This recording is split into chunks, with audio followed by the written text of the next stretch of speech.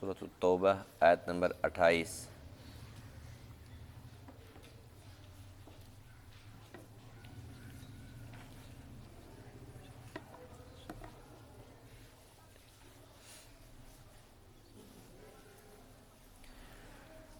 اعوذ باللہ من الشیطان الرجیم، بسم اللہ الرحمن الرحیم۔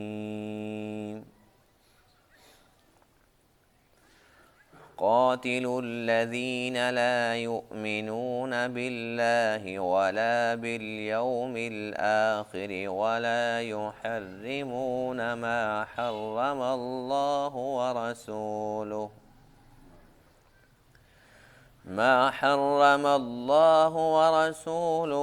ولا يدينون دين الحق من الذين أوتوا الكتاب حتى يعطوا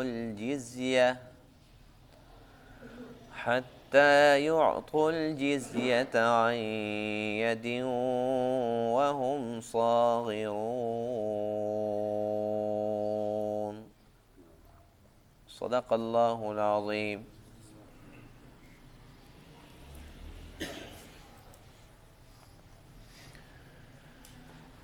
گزشتہ درس میں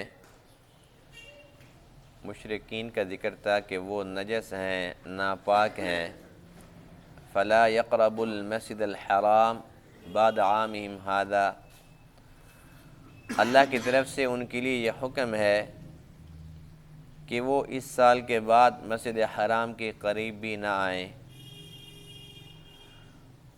مشرکین کے بعد آج کے درس میں اس آیت کریمہ کے اندر اہل کتاب کا ذکر ہے۔ اہل کتاب اپنے آپ کو مومن بھی کہتے تھے، اپنے آپ کو ابراہیمی بھی کہلواتے تھے، لیکن اللہ تعالیٰ نے اس آیت کریمہ کے اندر ایمان والوں کو حکم دیا کہ ان کے ساتھ تم قتال کرو۔ جیسے مشرکین کے ساتھ قتال کیا، اسی طریقے سے اہل کتاب کے ساتھ بھی تم نے قتال کرنا ہے۔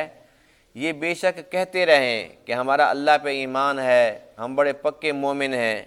فرمایا کہ اللہ پر ان کا ایمان نہیں ہے، قیامت کے دن پر ان کا ایمان نہیں ہے، اللہ کی حرام کردہ چیزوں کو حرام نہیں مانتے، اور اللہ نے جو دین ان کو عطا فرمایا اس دین کو اپناتے نہیں ہیں۔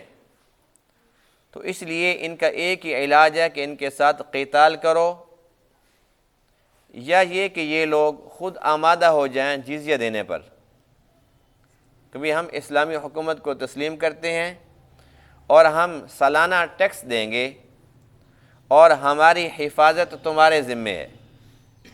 اگر یہ لوگ دب کے رہتے ہیں، اپنے ہاتھ سے جزیہ بھی دیتے ہیں، تو اس صورت میں انہیں استثناء حاصل ہو جائے گا، اور پھر ان کو مذہبی آزادی حاصل ہو جائے گی کہ اپنی عبادت گاہ کے اندر عبادت بھی کریں، ان کے ساتھ قتال ممنوع ہو جائے گا۔ بصورت دیگر ان کے ساتھ قتال کرو، یہ اللہ کا حکم ہے۔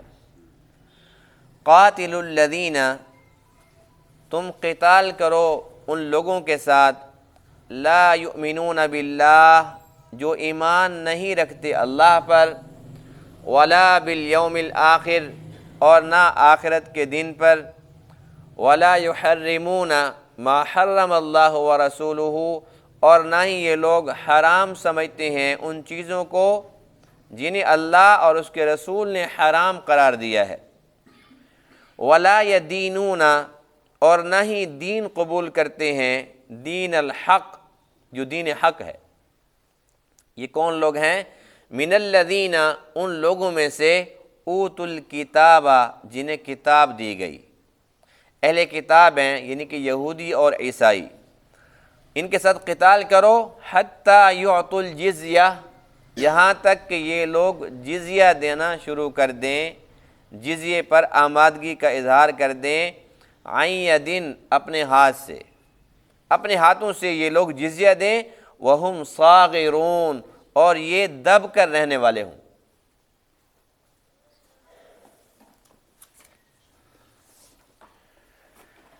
اہل کتاب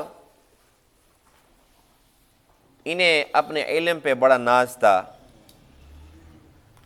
دوسرا یہ کہ انہیں اپنے نسب پر بڑا فخر تھا، اپنے آپ کو بنی اسرائیل کہلواتے تھے۔ اسرائیل یعقوب علیہ السلام کا نام ہے، تو یوں سمجھ لیجئے کہ یہ لوگ بنی اسرائیل یعنی کہ اپنے ساتھ یہ بنی اسرائیل کا لقب لگاتے تھے کہ ہم تو اسرائیل کی اولاد ہیں، یعقوب علیہ السلام کی اولاد ہیں، ہم تو پیغمبر زادے ہیں۔ بس یہ گھمنڈ ان کو لے ڈوبا کہ ہم پیغمبر زادے ہیں۔ جیسے آج کل بھی کچھ لوگ ایسے ہیں اپنے نام کے ساتھ وہ دم لگاتے ہیں، صاحبزادہ صاحب، بے شک اس کا والد بہت بڑا ہو، عالم ہو، بہت بڑا ولی ہو، بہت بڑا فقیہ ہو، بہت بڑا محدث ہو، بات یہ ہے کہ جب تک اس کی اپنی لیاقت نہیں ہوگی، جب تک اس کا اپنا عقیدہ درست نہیں ہوگا، جب تک یہ خود نیک اعمال نہیں کرتا ہوگا، جب تک اس کے اندر خود تقوی نہیں ہوگا، تو بے شک اس کا باپ بڑے سے بڑا ولی ہی کیوں نہ ہو، اس کی ولایت سے اسے کیا ملا؟ حضور علیہ الصلوۃ والسلام اپنی پھوپھی حضرت صفیہ رضی اللہ عنہا اور اپنی بیٹی فاطمہ رضی اللہ عنہا سے کیا فرما رہے ہیں؟ اے میری پھوپھو، اے میری بیٹی، تم اس چکر میں نہ پڑ جانا کہ میں پیغمبر کی بیٹی ہوں، میں پیغمبر کی پھوپھی ہوں۔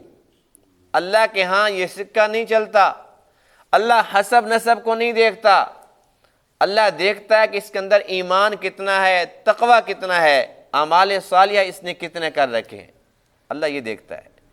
جب اللہ کے نبی اپنی بیٹی سے فرما رہے ہیں کہ اس حسب کے چکر میں نہ پڑنا کہ میرا حسب نسب بہت اعلیٰ ہے، اس میں کوئی شک والی بات ہے؟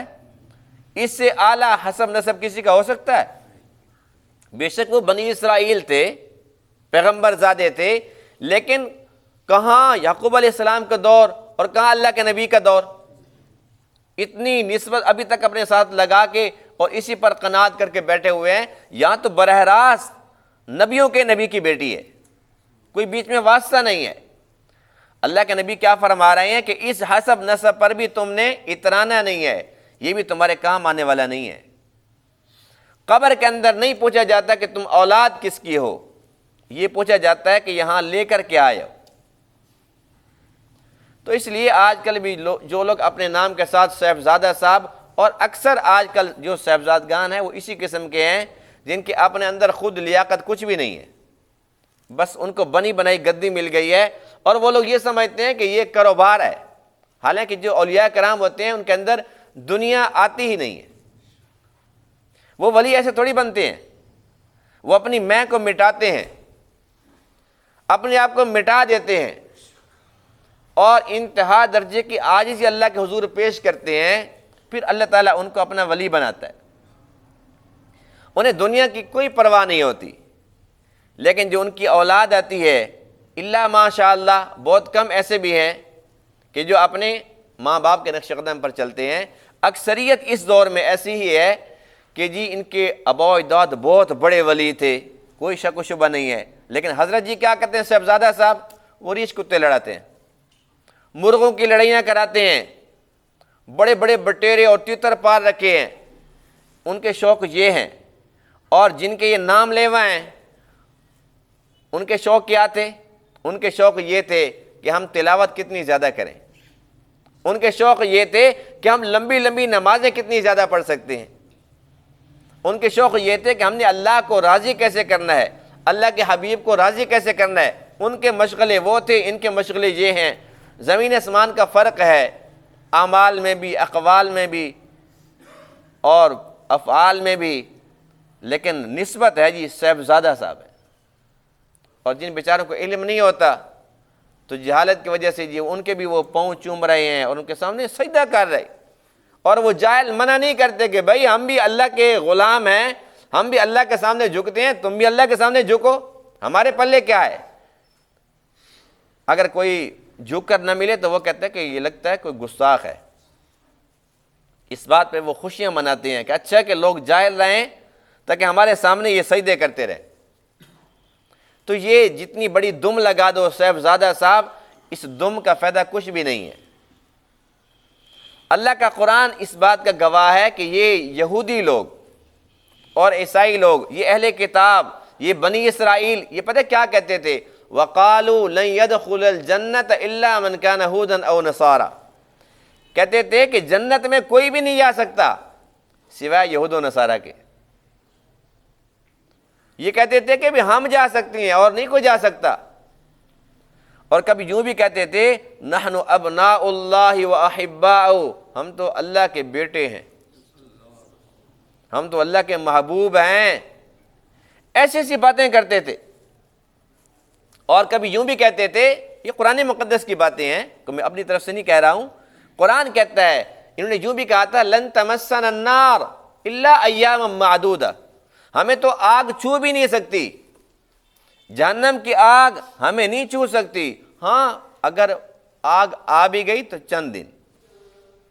وہ کہتے تھے کہ چند دن، جتنے دن ہم نے بچڑا کی پرستش کی تھی، بچڑا کی پوجا کی تھی، بس اتنے دن، یا یہ کہ بس ہفتے کے دن ہم نے اللہ کو ناراض کیا تھا، شکار کر لیا تھا، تو بس اس ایک دن۔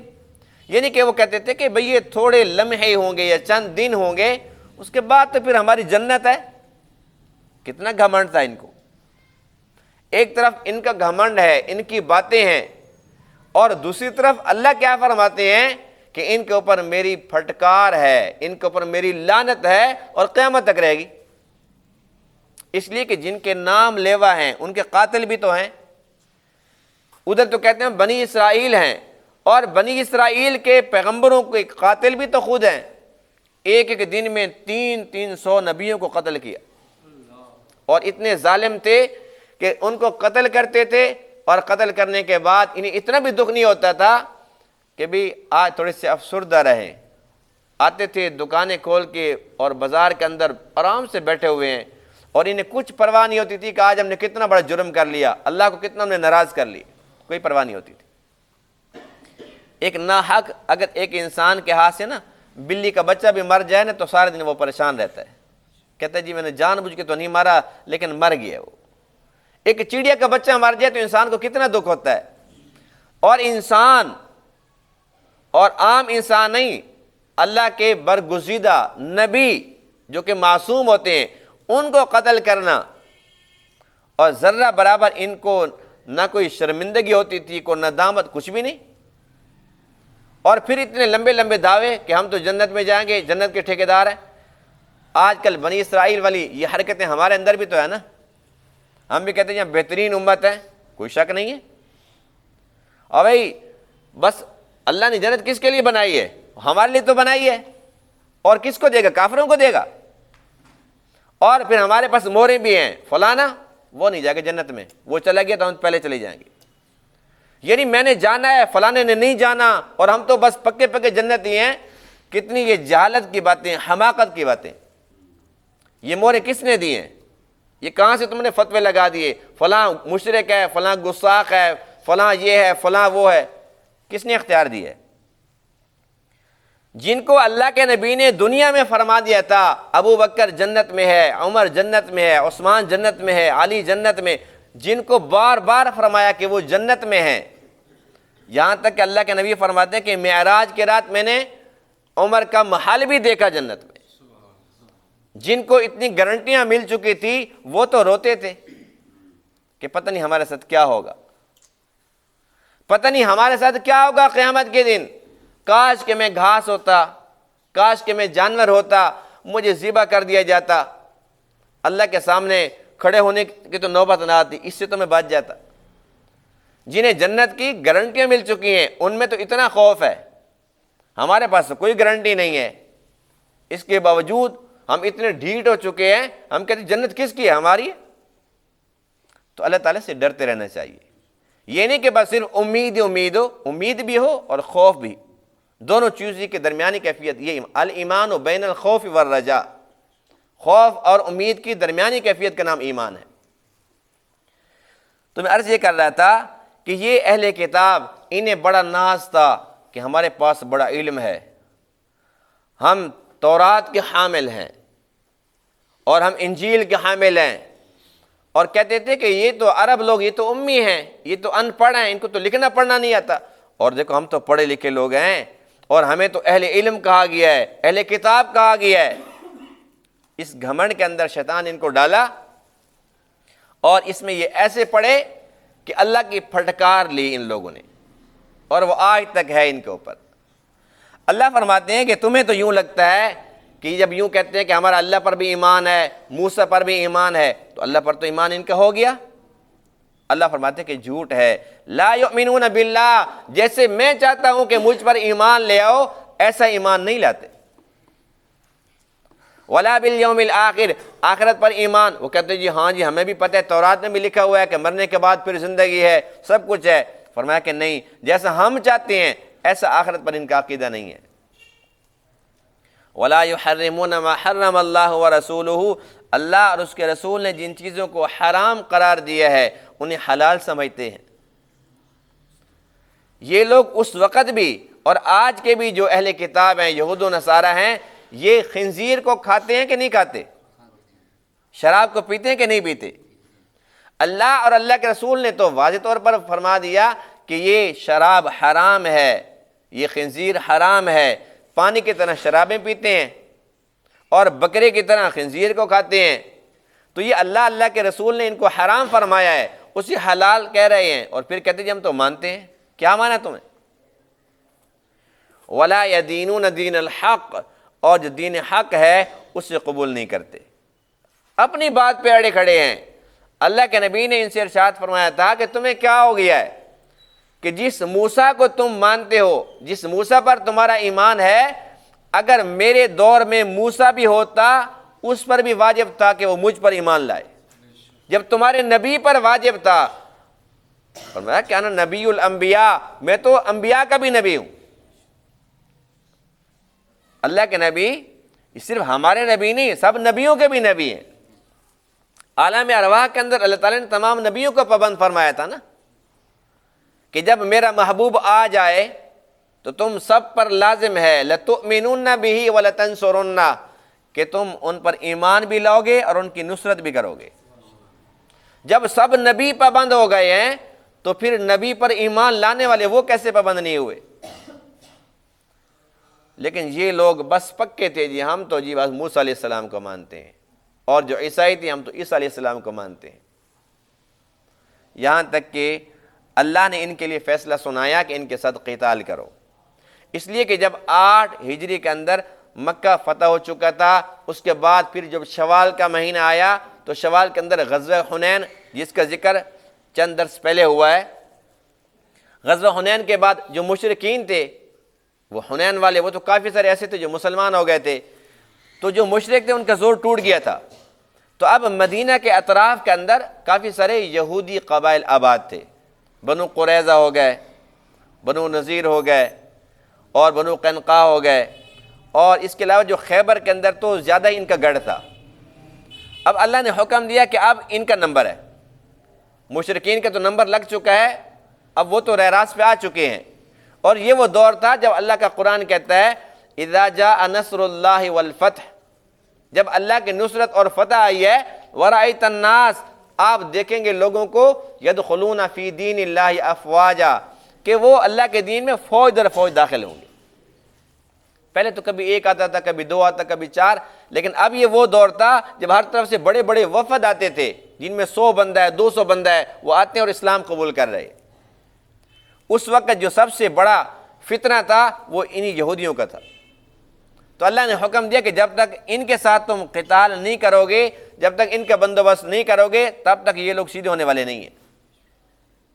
تو ان کے ساتھ پھر جہاد کیا گیا، خیبر فتح ہوا، اور ان یہودیوں کو بہت بڑی سزا ملی اللہ کے حکم سے۔ جو ان کے مرد تھے ان کو قتل کر دیا گیا، اور جو ان کی عورتیں تھیں ان کو باندیاں بنا دیا گیا۔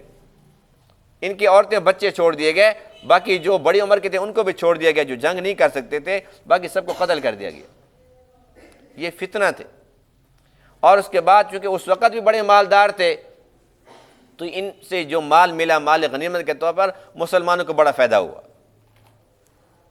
تو اللہ فرماتے ہیں کہ یہ جب تک جزیہ نہ دیں، یعنی کہ اہل کتاب کا علاج ایک ہی ہے، جہاد، یہاں تک کہ یا تو ان کو ختم کر دو یا یہ کہ یہ لوگ ذمہ بن کر، یعنی کہ یہ جزیہ دیں، ٹیکس دیں سالانہ، اور وہ بھی شرط یہ ہے وہم صاغرون، آنکھ اٹھا کر نہ دیکھیں، دب کر رہنے والے ہوں۔ اب اللہ کا حکم دیکھیں، اس کے بعد جو موجودہ حالات ہیں ہم اس پر تھوڑی سی نظر دوڑائیں تو دیکھیں کہ اللہ کی چاہت کیا تھی اور ہو کیا رہا ہے، اللہ کا حکم ہمارے لیے کیا تھا اور ہم نے کیا ہے۔ جب یہ آیات اتر رہی تھی اللہ کے نبی اور صحابہ کرام نے اس پہ عمل کر کے دکھایا، لیکن یہ نہیں ہے کہ یہ اس وقت تک کے لیے آیت تھی اور اب اس کی چھٹی ہے۔ آج بھی اللہ کا حکم ایسا ہی ہے کہ ان لوگوں کے ساتھ جہاد کرو، ان کا علاج یہی ہے۔ لیکن ہم کیسے کریں گے؟ ہم تو ان سے ڈرتے ہیں بھی، ان کے خلاف ہم جہاد کیسے کر سکتے ہیں؟ وہ تو ہمارا دانا پانی بند کر دیں گے۔ پوری دنیا کے اندر جو اسلامی ممالک ہیں وہ ان یہودیوں کے پاس جاتے ہیں، وہ جی پیسے دے دو، بچے بھوکے ہیں، قرضے لیتے ہیں نا، قرضے لیتے ہیں جی ملک چلانا ہے، اگر ان سے قرضہ نہ ملا تو ہمارا ملک کا دیوالیہ نکل جائے گا، جی ڈیفالٹر ہو جائے گا۔ کتنی بڑی بد نصیبی کی بات ہے، جن کے ساتھ لڑنے کا حکم تھا ہم ان سے بھیک مانگنے گئے کھڑے ہیں۔ اور جب پوزیشن یہ ہے، اللہ کیا فرماتے ہیں وہم صاغرون، کہ وہ دب کر رہے ہیں اور جو کام انہوں نے کرنا تھا وہ ہم کر رہے ہیں۔ ہم تو سیدھی بات ہی نہیں کر سکتے، کوئی بھی بات ہو جو حق کی بات ہو ہم نہیں کر سکتے، ظاہر سی بات ہے جی ان سے پیسے جو لے رکھے، ہم تو ان کے مقروض ہیں۔ نہ صرف یہ کہ ہم مقروض ہیں، آنے والی نسلیں بھی مقروض ہیں، جب یہ پیدا نہیں ہوئے، جب وہ آئیں گے دنیا کے اندر تو ان پہ بھی قرضہ ہوگا۔ کتنا بڑا ظلم ہے، کتنی بڑی حماقت کی باتیں ہیں، لیکن امت اس پر سوچنے کے لیے بھی تیار نہیں ہے۔ آپ اس وقت جو یہودی ایجنڈا ہے وہ وہاں پر بیٹھے ہیں، وہ ایک منصوبہ پیش کرتے ہیں، ان کی کٹ پتلیاں پوری دنیا کے اندر ہیں۔ جتنے بھی اسلامی ممالک ہیں ان سب کے اندر جو بھی حکمران ہیں یہ سب ان کے پٹھو ہیں، ان کے مسلط کردہ ہیں۔ جو منصوبہ ان کا ہوگا، جو پالیسی ان کی ہوگی، اس کے مطابق یہ لوگ بولیں گے، اس کے مطابق یہ لوگ چلیں گے، اپنے ملک کو اس کے مطابق چلائیں گے۔ انہیں پتہ ہوتا ہے کہ اس قرض لینے کے اندر ہماری عوام کا نقصان ہوگا، ملک کا نقصان ہوگا اور اسلام کا نقصان ہوگا۔ اب وہ کہتے ہیں دینی مدارس بند کر دو، دینی تنظیموں پر پابندی لگا دو۔ یہ کہتے ہیں جی ضرور لگائیں گے، جی ہم نے کافی تو پکڑ بھی لی ہے، کافی تو ہم نے مدارس بند کر دی ہیں اور مساجد کی تعمیر پر پابندی لگا دی ہے، ہم نے یہ پابندی لگا دی، یہ پابندی لگا دی۔ یعنی کہ یہ لوگ ان سے اتنا زیادہ دو ہاتھ اور آگے ہو کے ملتے ہیں جیسے کہ خالص ان کی اولاد ہوں۔ ان کا کام تو چل رہا ہے نا، انہیں لڑنے کی ضرورت ہی نہیں ہے، کیونکہ ان کے پٹھوں ہمارے اوپر مسلط ہیں، جو وہ چاہتے ہیں وہ کر رہے ہیں۔ اب ان کا منصوبہ تھا نا کہ گھروں میں نمازیں پڑھو، یہ اللہ کا حکم تھا، اللہ کے رسول کی تعلیمات تھی، یہ ان کا منصوبہ تھا کہ بھئی گھروں میں نمازیں پڑھو۔ سب نے کہا جی بالکل ضرور پڑھیں گے، اور جتنی بھی حکومتیں سب نے کہا جی آمنا و صدقنا، ہم حاضر ہیں۔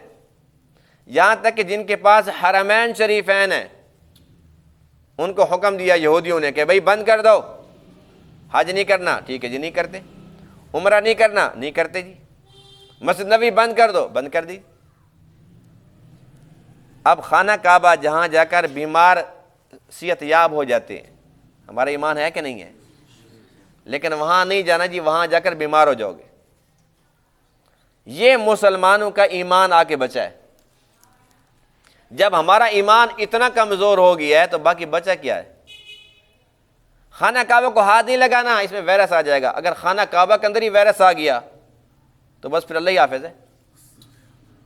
جو لوگ طواف کر رہے ہیں تو وہ بھی خانہ کعبہ سے دور، اس کو ہاتھ نہیں لگانا۔ کیا خانہ کعبہ میں وائرس آ سکتا ہے؟ وہاں جا کر کوئی بیمار ہو سکتا ہے؟